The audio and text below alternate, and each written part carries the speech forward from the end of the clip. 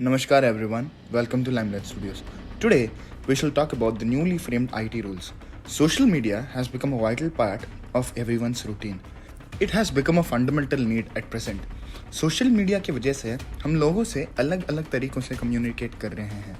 ज़िंदगी तो ऐसे पलट गई. हम अपने लाइफ में जो हो रहा है वो समझ आए ना या ना आए, अपने दूर के दोस्त या सेलेब्स ही सही, उनके लाइफ में जो भी चलता है वो पता होता है. Almost every individual has two lives, one on screen and one behind the screen. मानो लोग तो इस फ़ोन की दुनिया में खो ही गए. We have built this new world inside our phones and laptops, connected by waves in thin air, a world carefree with minimal restrictions. Social media. बोलने के लिए दो ही शब्द है, पर it's a whole new world. A huge social bubble with many people interacting. इस इतने बड़े क्लस्टर को हमारी IT मिनिस्ट्री मॉनिटर करती है. हाल ही में न्यू IT रूल्स बनाए गए हैं and today we shall discuss them and their effect on the internet privacy in our country. The newly framed IT rules affect social media, OTT and the news platforms. OTT और news platforms को recently add किया गया है. इसके code of ethics के बारे में we shall talk later. Government says that these rules will help make these platforms liable. Social media platforms को दो हिस्से में बांटा जाएगा. एक प्लेटफॉर्म जहां 50 लाख से ज़्यादा यूज़र्स होंगे और दूसरा जहां यूज़र्स कम होंगे. अब इसकी वजह से क्या होगा? इससे जो छोटे सोशल मीडिया प्लेटफॉर्म्स होंगे उनको ज़्यादा इम्पोर्टेंस नहीं मिलेगा और बिग टेक कंपनीज को ज़्यादा पावर मिल जाएगा. All the compliance deadlines have been made stricter. Content taken down after receiving orders 36 hours. Providing info to law enforcement 72 hours.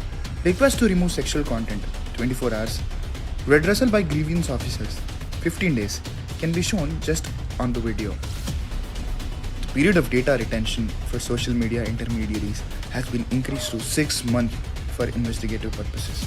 अगर आपके सोशल मीडिया अकाउंट्स डिलीट भी हो जाए तभी भी आपका डेटा अगले 6 मंथ्स के लिए प्रिजर्व रहेगा. बट क्या यह चीज़ सेफ है जबकि हमारे देश में डेटा प्रोटेक्शन लॉ ही नहीं है? सोचने वाली बात है. ऐसे में हमारे डेटा एन्क्रिप्शन का क्या?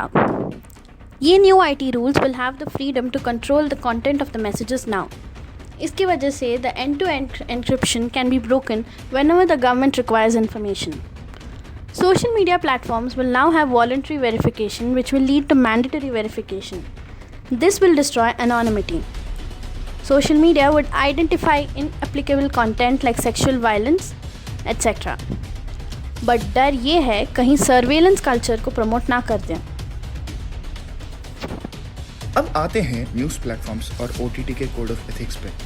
Social media platforms will have a grievance officer to address grievance within 15 days. An eminent person would help monitor the content through an independent body of publishers. Interdepartmental committee shall be formed and it would consider the issues regarding the grievance department or the independent body that was formed. They can also modify content or delete as per the public order.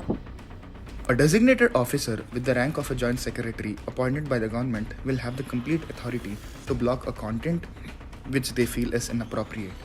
Classification of OTT content based on age group. सोचने वाली बात यह है कि क्या ये idea of self regulation actually set हो पाएगा? Censorship would increase. Ministry of Information and Broadcast will also have the power to block the content on social media.